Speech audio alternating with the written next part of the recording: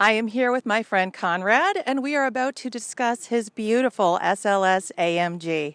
Conrad, please tell me about this gorgeous car. What would you like to know? Well, tell me, how did you make the decision to buy this beautiful machine? Basically, the first time I saw it, I fell in love with it. And then it was a case of trying to find one in exactly the right specification. When they first came out, I wasn't that keen on them, and then they just tended to grow on me over about 2 years. So in 2015, we looked specifically for the silver one with the black and red interior and the carbon fibre.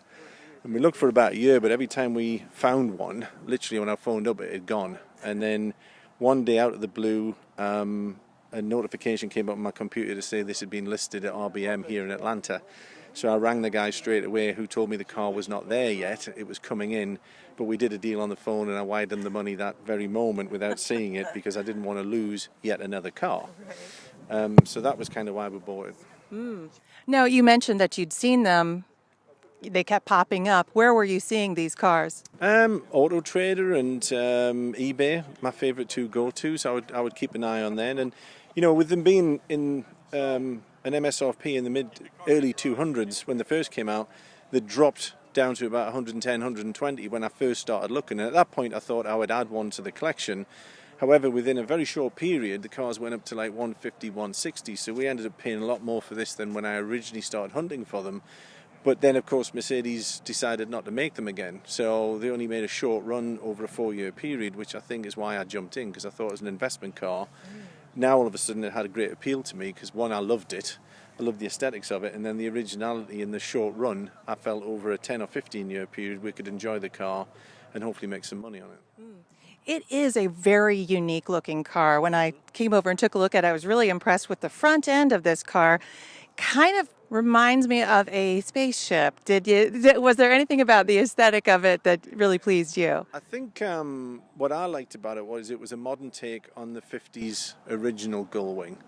And that car has appealed to me since I was a small boy. So those cars are out of my price range, being that they're $1.5 to $2 million now.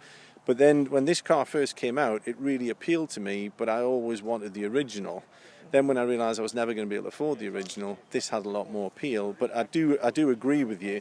They've taken the old car and just made it very modern and much more easier to drive. And yeah, I suppose to some people it'll be a spaceship. To us, it's just a modern version of a 50s gull wing. Well, when we were here, while they judged your interior of your hood here, I saw dual air intake and a very large, aggressive-looking engine, and it seems like it would go very fast. It does go very fast. Is this one of the kind of cars where you can feel that you're going fast, or is this a sneaker where you look down and you're doing 70, you had no idea? I think it's both, to be honest with you. And I think you can easily get past 70 miles an hour and not realise you're doing the speed. And I think the problem you've got is you want to hear the growl. So you're constantly changing down gear to hear it growl. And then before you knew it, you're doing 80, 90, 100 miles an hour. And usually my wife will then tell me I need to slow down. I'm not aware of the speed we're doing, but the car has just got so much power. But it's really the addiction to the noise. Yeah. That's the problem. And the noise brings with it speed. Oh, yeah, absolutely. Where do you guys like to drive this car?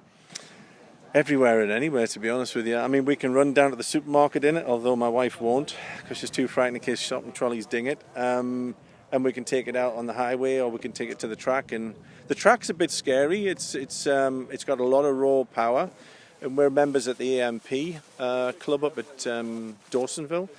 And this car is a little bit too big, I think, for that track. The back end skids out a lot, which can be quite scary.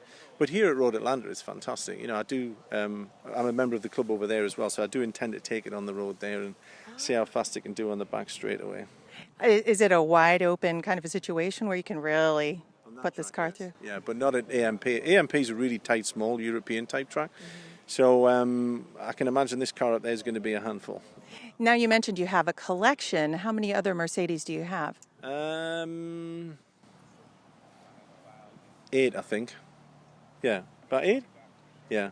We got 38 in total, but I think 8 of them are Mercedes, yeah. Oh, wow. That is fantastic. Well, thank you so much for talking to me today.